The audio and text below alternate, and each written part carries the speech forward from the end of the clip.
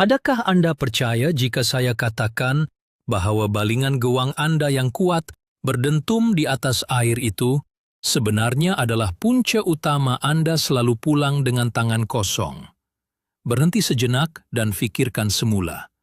Selama ini kita selalu dimomokkan dengan ayat, baling kuat sikit biar ikan dengar gewang tu jatuh, barulah ikan dari jauh datang kejar. Tetapi, realiti di lapangan sebenar adalah sangat berbeza dan mungkin akan mengejutkan Anda. Selamat datang ke saluran kita, di mana hari ini kita akan merungkai satu topik yang sangat kontroversi di kalangan pemancing tegar. Topik kita hari ini adalah, adakah bunyi hempasan atau splash gewang Anda lebih menakutkan ikan daripada menarik perhatian mereka?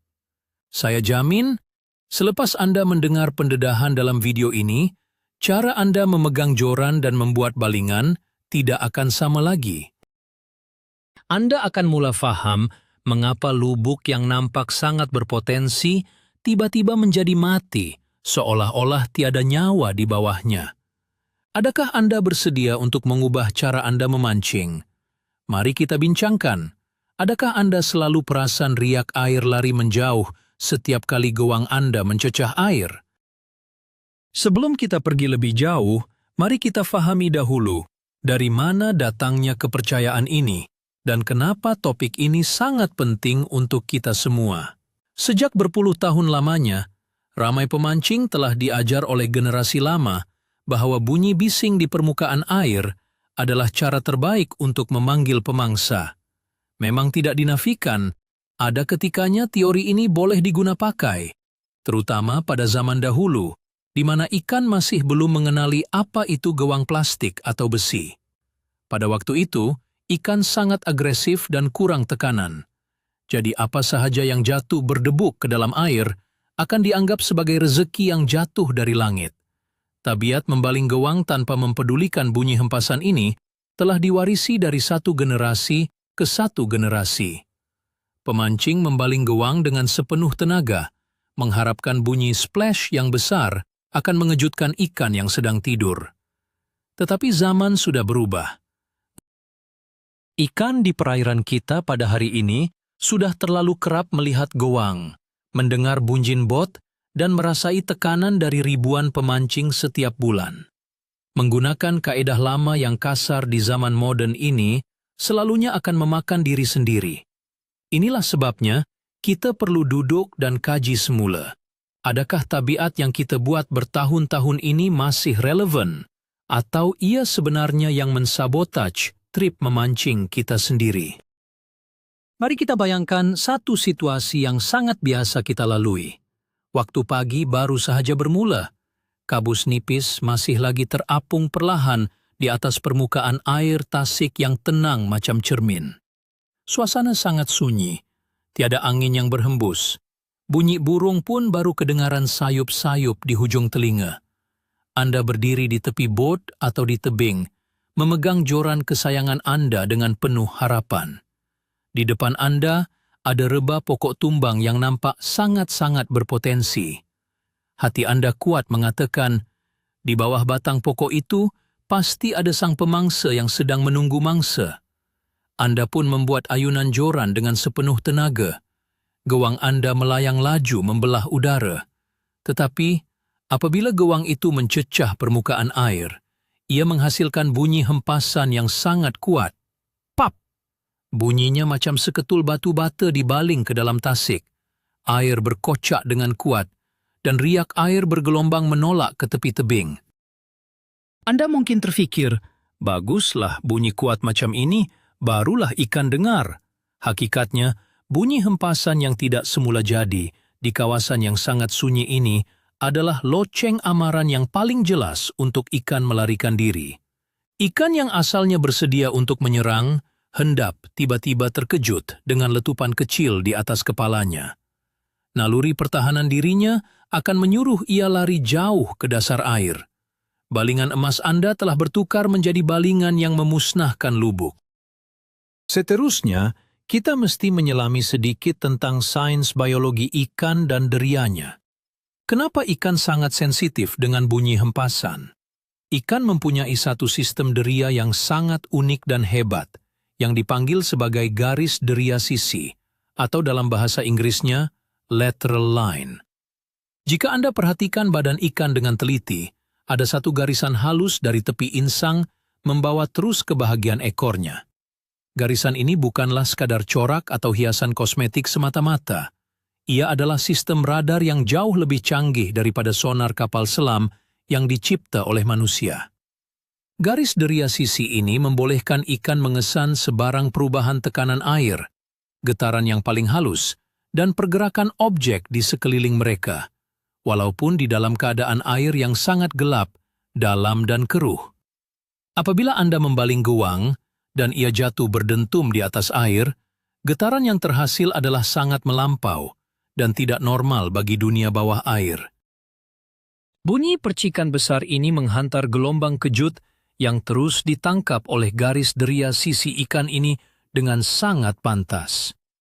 Getaran yang kasar dan mendadak ini memberi isyarat bahaya kepada otak ikan. Ia bukan isyarat makanan, tetapi isyarat ancaman besar.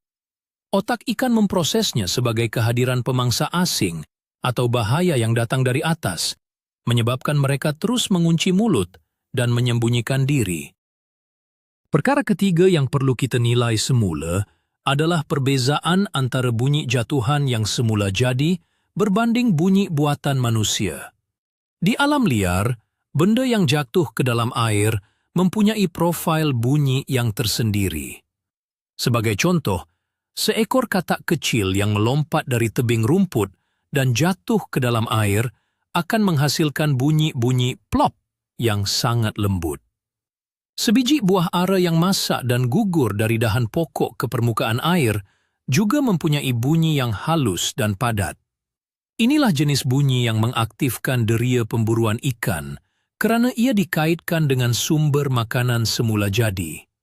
Tetapi, apa yang berlaku jika seketul gewang selaman dalam yang beratnya mencecah 15 gram jatuh dari langit dengan kelajuan tinggi? Bunyinya bukanlah plop yang lembut, sebaliknya bunyi smack yang sangat keras seperti menampar air. Bunyi tamparan air ini adalah sangat asing dan tidak wujud dalam rantaian makanan semula jadi di habitat ikan tersebut. Ikan yang bijak dan berhati-hati akan segera tahu bahwa bunyi tembakan air yang keras itu bukanlah katak yang sedap dimakan, bukan juga serangga yang terjatuh, tetapi sesuatu yang tidak kena. Oleh itu, memadankan bunyi jatuhan gewang dengan bunyi makanan semula jadi adalah kemahiran yang sering diabaikan oleh ramai pemancing modern. Mari kita sentuh tentang faktor tekanan memancing di perairan zaman sekarang. Istilah yang sering kita gunakan adalah ikan culas atau ikan pandai. Kenapa ikan menjadi culas? Di lubuk-lubuk yang populer dan sering dikunjungi oleh orang ramai, ikan di situ telah melalui pengalaman hidup dan mati berkali-kali. Mereka mungkin pernah terkena mata kail dan berjaya melepaskan diri, atau mereka selalu melihat kawan-kawan mereka ditarik keluar dari air selepas bunyi letupan di permukaan air.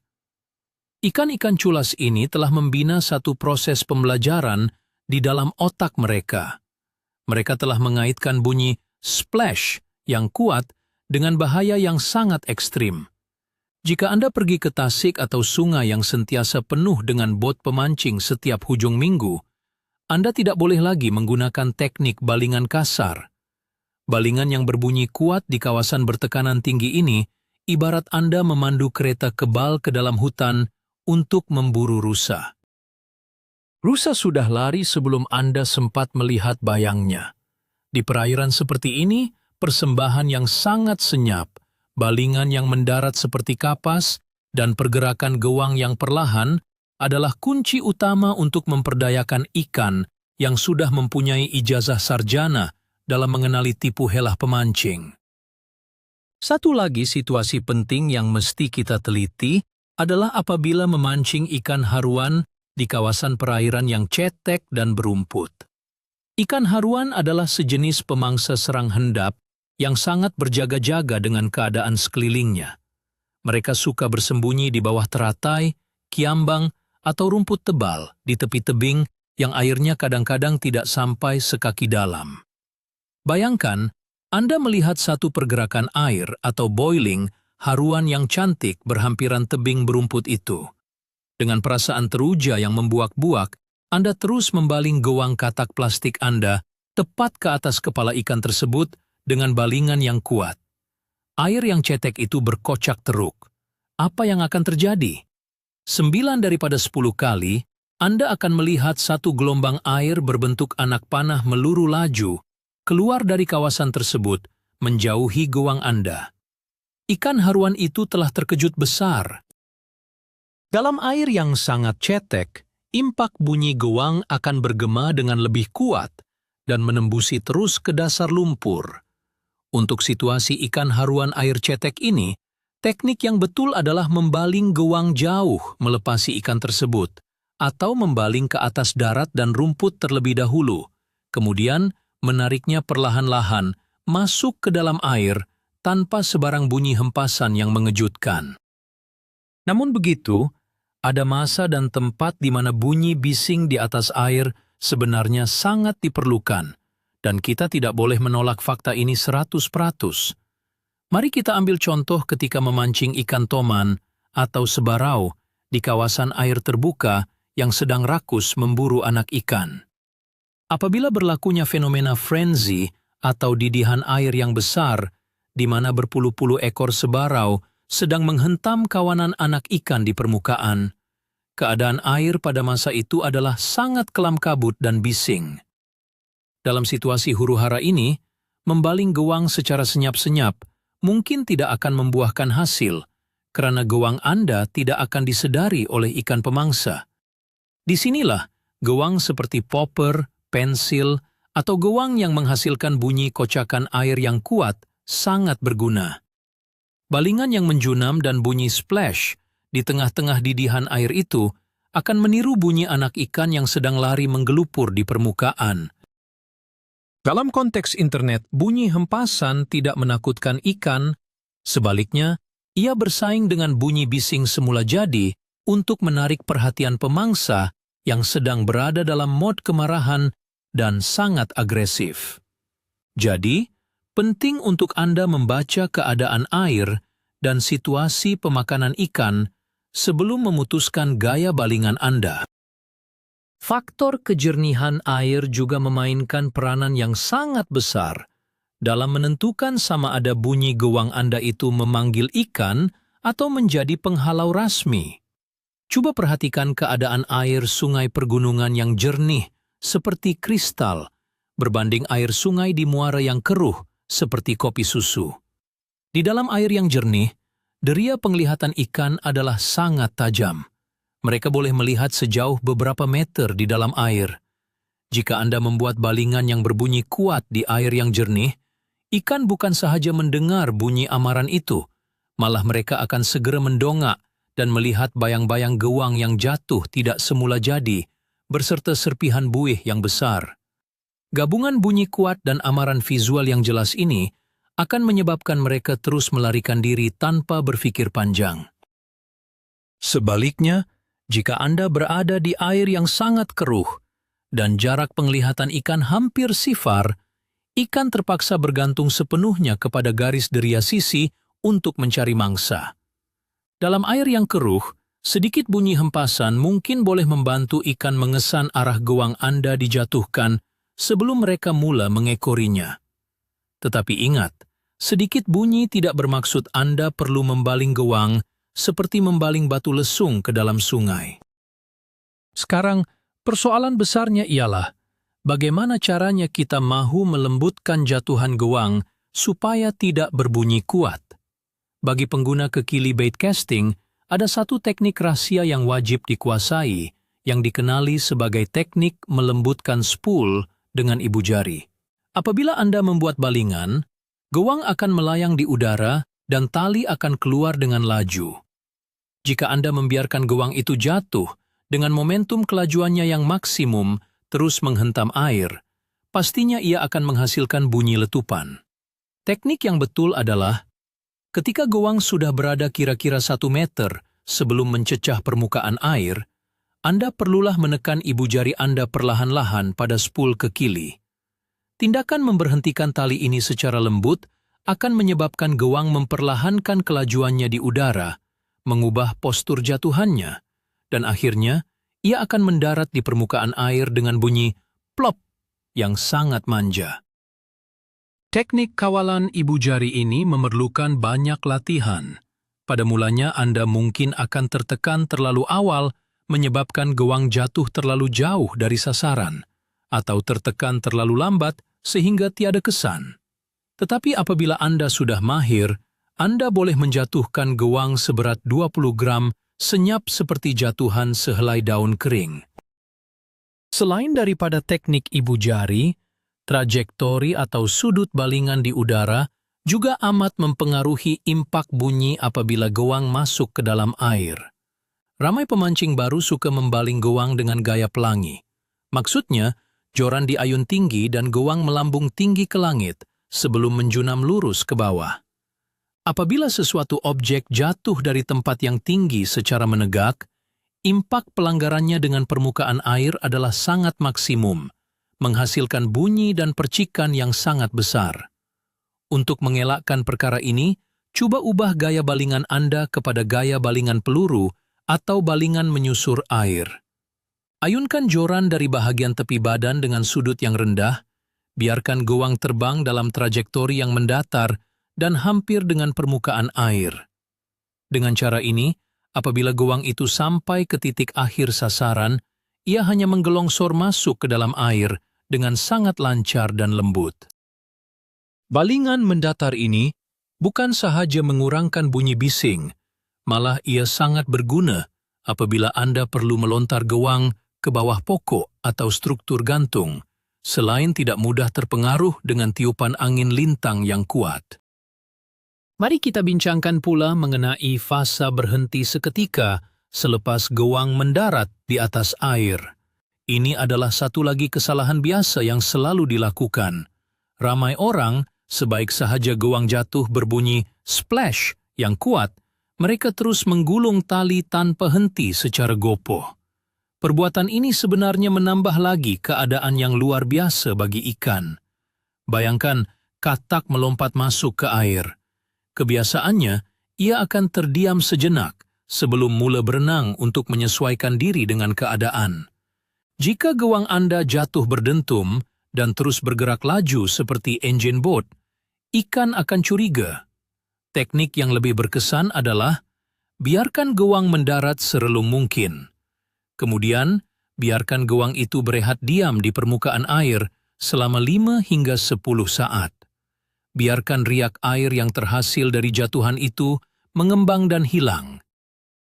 Fasa diam ini sangat penting karena ia memberi masa kepada ikan pemangsa yang terkejut untuk bertenang, berpusing kembali, dan memerhatikan punca riak air tersebut.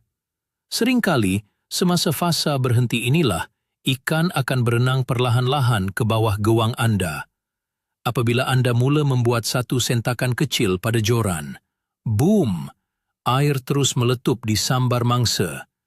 Kesabaran adalah senjata rahsia di lubuk yang senyap. Kita juga tidak boleh melupakan peranan jenis dan bentuk gewang yang digunakan. Gewang permukaan atau top water lures seperti popper, buzzbait, dan pensil memang dicipta untuk membuat bunyi di atas air. Tetapi jangan keliru antara bunyi aksi gewang dan bunyi jatuhan gewang. Popper yang direka dengan mulut besar memang perlu ditarik sentak-sentak untuk menghasilkan bunyi pop dan memercikan air ke depan bagi meniru bunyi serang hendap di permukaan. Namun begitu, walaupun ia gewang yang bising ketika digayakan, jatuhan pertamanya ke dalam air tetap perlu dilakukan dengan selembut yang boleh. Anda tidak mahu memulakan aksi popper Anda dengan menakutkan ikan terlebih dahulu. Jatuhkan popper itu dengan senyap berhampiran reba, tunggu riak air hilang, dan barulah Anda mulakan rentak karawan sentak Anda. Biarkan bunyi bising itu terhasil daripada aksi gewang yang Anda kawal secara beritma, bukannya bunyi hentakan tidak sengaja yang terhasil akibat balingan yang canggung dan tidak terkawal. Memahami perbezaan antara bunyi aksi memikat dengan bunyi hempasan menakutkan adalah tahap pemahaman seterusnya dalam memancing. Bagi Anda yang mencari jalan penyelesaian terbaik untuk masalah balingan berbunyi kuat ini, penggunaan umpan plastik lembut atau soft plastik mungkin adalah jawaban yang paling tepat. Berbanding gewang kayu atau plastik keras yang mempunyai padu yang tetap, umpan plastik lembut selalunya digabungkan dengan mata kail yang diikat secara tersembunyi atau tanpa pemberat yang dipanggil gaya unweighted. Umpan plastik lembut ini mempunyai ketumpatan yang membolehkannya masuk ke dalam air nyaris tanpa sebarang bunyi langsung. Apabila Anda menggunakannya untuk memancing di kawasan yang sangat cetek dan jernih, Anda boleh membuat balingan tepat ke arah sasaran dengan penuh keyakinan, tanpa perlu risau ikan akan terkejut. Jatuhan umpan plastik lembut ini meniru sempurna jatuhan cacing, ulat besar, atau anak ikan yang cedera ke dalam air. Kekurangannya hanyalah dari segi jarak balingan yang mungkin terhad kerana ia sangat ringan. Tetapi dari segi elemen kejutan tanpa menakutkan mangsa, umpan plastik lembut tiada tandingannya. Ia ibarat ninja pembunuh rahasia dalam kotak alatan memancing Anda. Sekarang mari kita masuk ke aspek psikologi pemancing itu sendiri. Pernahkah Anda sadar bahwa emosi Anda boleh mempengaruhi betapa kuatnya bunyi gewang Anda menghentam air? Bayangkan Anda sudah membaling tanpa hasil selama 3 jam. Matahari mula memancar terik, peluh sudah membasahi baju. Kemudian, Anda nampak kelibat ikan besar timbul di seberang sana, tetapi malangnya pada balingan pertama, ikan itu lucut selepas menyambar. Anda rasa sangat marah dan kecewa. Emosi kecewa ini selalunya akan diterjemahkan kepada tenaga yang tidak terkawal pada balingan yang seterusnya. Jari Anda menjadi kaku, pelepasan spool tidak lagi licin, dan Anda mula menghayun joran dengan sepenuh tenaga yang penuh dengan amarah. Hasilnya, balingan Anda melambung tinggi, gewang jatuh berdentum seperti letupan bom, dan tali utama berselirat di dalam kekili atau bird nest. Ini adalah resepi sempurna untuk merosakkan sepenuhnya semangat memancing Anda dan menakutkan setiap ikan dalam radius 10 meter. Memancing memerlukan ketenangan minda yang luar biasa. Semakin Anda gopoh dan marah, semakin kasar balingan Anda, dan semakin jauh ikan akan lari. Kawal pernafasan Anda, tenang, dan kembalikan fokus kepada balingan teknikal. Keadaan cuaca di padang pancing juga adalah elemen yang boleh menyelamatkan Anda atau menghukum kesilapan balingan Anda. Pada hari yang tiada angin, di mana permukaan air betul-betul statik dan rata, bunyi sekecil jarum jatuh pun boleh merambat jauh di dalam air. Pada hari seperti ini, kelembutan jatuhan gewang adalah peraturan mutlak yang tidak boleh dilanggar. Jika Anda buat silap di hari yang tenang, Anda tanggung sendiri padanya. Namun keadaan berbeza jika cuaca mula berangin. Apabila angin bertiup kuat, permukaan air akan bergelora, berombak kecil, dan pokok-pokok di sekeliling akan berdesir mengeluarkan bunyi bising semula jadi. Keadaan alam yang bising ini sebenarnya memihak kepada pemancing. Ia bertindak sebagai penutup bunyi atau noise masking semula jadi. Pada hari berangin, jika balingan Anda sedikit kasar dan berbunyi splash yang kuat, ia selalunya tidak akan dikesan dengan jelas oleh ikan kerana bunyi tersebut tenggelam dalam kebisingan ombak dan angin. Ikan juga kurang waspada kerana jarak pandangan ke permukaan terganggu oleh riak air. Jadi, manfaatkan cuaca berangin ini untuk membaling gewang di kawasan yang biasanya mustahil untuk ditembusi pada waktu tenang. Seterusnya, kita sentuh tentang seni membaca reaksi air. Sebagai pemancing yang peka, Anda tidak sepatutnya hanya fokus memandang gewang, tetapi Anda mesti mengkaji keseluruhan permukaan air di sekitar kawasan gewang itu mendarat. Selepas gawang Anda membuat bunyi hempasan di permukaan air, perhatikan dengan teliti. Adakah terdapat riak air yang besar dan pantas menolak arus lari dari tempat gawang Anda jatuh? Jika ya, itu bermakna Anda baru sahaja mengejutkan seekor pemangsa bersaiz mega yang sedang berjemur di bawah situ. Gelombang V yang terbentuk menandakan kelajuan ikan memecut melarikan diri. Jangan sesekali salahkan nasib jika melihat petanda ini. Salahkan balingan kasar Anda. Sebaliknya, jika jatuhan gawang Anda berjaya memanggil perhatian tanpa menakutkannya, Anda mungkin akan melihat air berpusar perlahan atau gelombang berbentuk cembung bergerak senyap mendekati gawang Anda. Ini bermaksud pemangsa sedang mengintai dan bersedia untuk menyerang. Kebolehan untuk membaca isyarat air ini memisahkan antara pemancing amatur dengan pemancing elit yang mampu menganalisa keadaan semasa di tempat kejadian. Ada satu teknik balingan tahap tinggi yang sering digunakan oleh profesional untuk mengatasi masalah ini, terutamanya di kawasan yang sangat rimbun dengan kanopi pokok yang merendang ke permukaan air. Teknik ini dipanggil sebagai skip casting atau balingan melantun. Sama seperti bermain melantun batu leper di atas air semasa kita kecil-kecil dahulu, teknik ini memerlukan gawang dilontar dengan sudut yang sangat tajam dan kuat ke arah permukaan air, supaya ia melantun melompat-lompat seperti katak hidup, sehingga masuk jauh ke bawah celah pokok. Apa yang menarik tentang skip casting ini adalah bunyi jatuhannya. Walaupun lontaran asal adalah kuat, tetapi sebaik sahaja gawang mencecah air untuk lantunan pertama, ia tidak tenggelam, sebaliknya memantul.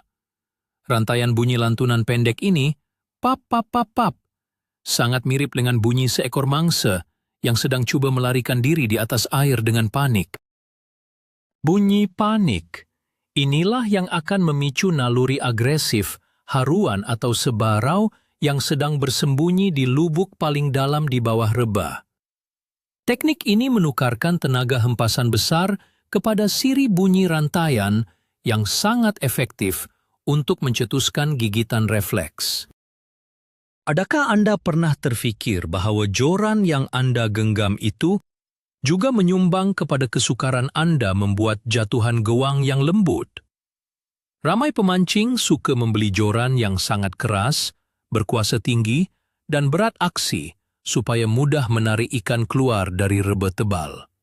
Niat itu betul, tetapi apabila Anda menggunakan joran pancing berspesifikasi aksi heavy atau extra heavy untuk membaling gawang ringan bersaiz kecil, satu masalah besar akan timbul. Joran yang terlalu keras tidak dapat membengkok dan memuatkan tenaga dengan baik ketika proses ayunan. Akibatnya, Anda terpaksa menggunakan tenaga lengan yang sangat banyak untuk melontar gawang tersebut secara paksa. Lontaran paksaan ini menyebabkan trajektori gawang menjadi kelam kabut, berputar-putar di udara, dan akhirnya menjunam tanpa kawalan, terus ke dalam air seperti seketul batu jatuh. Pengimbangan yang betul antara kuasa joran, ketebalan tali utama, dan berat gawang adalah rahasia sebenar kelancaran balingan. Joran yang seimbang akan melenting sendiri, seperti spring, membolehkan Anda membaling dengan jentikan pergelangan tangan yang minimum, dan memberikan kawalan penuh di mana dan bagaimana gawang itu akan mendarat. Mari kita fokuskan sedikit perbincangan tentang jenis lubuk sungai berarus laju dan berbatu besar yang selalu didiami oleh ikan sebarau. Di sungai seperti ini, air mengalir deras melanggar batu batan, mencipta bunyi kocakan air yang sentiasa berderau tanpa henti. Jika Anda membuat lontaran keras di sini, adakah ia akan menakutkan ikan? Secara logiknya, bunyi splash gawang Anda akan segera diredam oleh bunyi deruan arus deras tersebut. Di kawasan jeram seperti ini, Anda sebenarnya tidak perlu terlalu taksub untuk membuat jatuhan gawang yang senyap seperti mana di Tasikmati. Ikan yang mendiami arus deras sudah terbiasa dengan pelbagai objek hanyut dan hempasan. Apa yang lebih kritikal di kawasan ini bukanlah bunyi jatuhan, tetapi ketepatan balingan Anda untuk mendaratkan gewang betul-betul di kawasan air berpusar di belakang batu besar, di mana ikan sebarau sentiasa menunggu mangsa yang dihanyutkan arus. Oleh itu, kenali karakter lubuk Anda. Simpan kemahiran ninja senyap Anda untuk tasik dan kolam tenang, dan gunakan kekuatan balingan tepat apabila bermain di arus liar. Satu lagi elemen tersembunyi yang jarang dibincangkan adalah bayang-bayang pemancing dan bunyi pergerakan fisikal kita sendiri. Bukan sekadar bunyi gewang di air, ramai pemancing sangat risau tentang bunyi gewang jatuh. Tetapi mereka lupa bahwa mereka sedang berdiri di hujung bot dengan bayang-bayang menjunam panjang jatuh tepat ke atas kepala ikan. Selain itu, bunyi tapak kasut berseret di atas bot aluminium atau bunyi barang jatuh ke lantai bot lebih mudah dirasai oleh deria ikan berbanding gewang di kejauhan. Ingatlah bahwa ikan memproses pelbagai maklumat serentak. Jika gewang Anda jatuh berbunyi sedikit kuat, ia mungkin masih boleh dimaafkan. Tetapi jika ia digabungkan dengan bayang-bayang manusia yang berayun-ayun di tepi tebing, berserta getaran tapak kaki yang kasar, ikan akan mendapat isyarat bahaya tahap maksimum. Menjadi pemancing yang berjaya, bermaksud Anda perlu menggabungkan persembahan gewang yang tepat dengan pergerakan badan yang sangat berhati-hati. Jangan asyik menyalahkan bunyi gewang jika kehadiran Anda di tebing sudah pun diumumkan, seperti pembesar suara kepada seluruh isi tasik. Sebagai rumusan untuk bahagian ini, kita perlu membuat satu anjakan paradigma yang besar dalam kotak pemikiran kita. Kita perlu berhenti melihat diri kita sebagai orang yang sedang pergi memancing. Sebaliknya, kita perlu menaik taraf minda kita untuk menjadi seorang pemburu. Seorang pemburu di dalam hutan tidak akan berjalan menghentak kaki, mematahkan ranting kayu, dan menjerit memanggil rusa keluar. Pemburu akan menyamar, bergerak melawan arah angin, memerhatikan pergerakan alam, dan melakukan serangan pada masa yang paling tepat tanpa disedari mangsa. Begitu juga di atas air. Jadilah pemburu bayang-bayang. Sasarkan balingan Anda dengan perhitungan matematik. Fikirkan tentang kedalaman air. Baca struktur yang tersembunyi, lembutkan jatuhan gewang, dan persembahkan umpan itu seperti sesuatu yang bernyawa, lemah, dan enak untuk dimakan. Kesalahan membaling gewang sehingga berdentum kuat adalah sifat gopoh yang merugikan. Apabila Anda mula menghargai ketenangan dan kehalusan seni jatuhan gewang, Anda akan terkejut melihat betapa banyaknya sambaran yang Anda dapat dari lubuk yang sebelum ini Anda anggap sebagai lubuk mati tanpa ikan. Kesimpulannya, adakah bunyi hempasan gewang yang kuat lebih menakutkan ikan berbanding menarik perhatian mereka?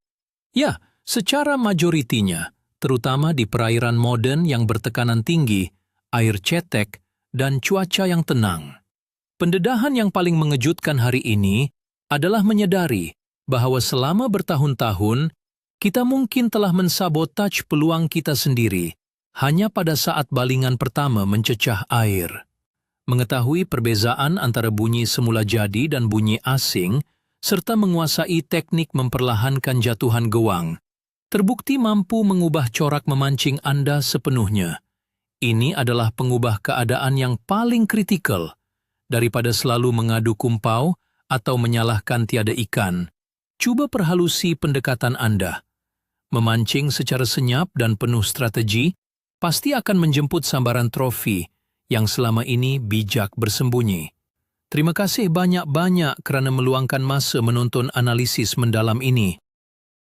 Jika pendedahan ini membuka mata Anda dan membantu Anda membaiki teknik balingan, tolong sokong kami dengan menekan butang subscribe, berikan like pada video ini, dan sebarkan kepada kawan-kawan pancing Anda. Sekarang, giliran Anda pula untuk bersuara di ruangan komen di bawah. Apa teknik pribadi Anda untuk elakkan gewang jatuh berbunyi kuat masa memancing? Kongsikan pengalaman kumpau atau kejayaan Anda, dan kita jumpa di video yang seterusnya.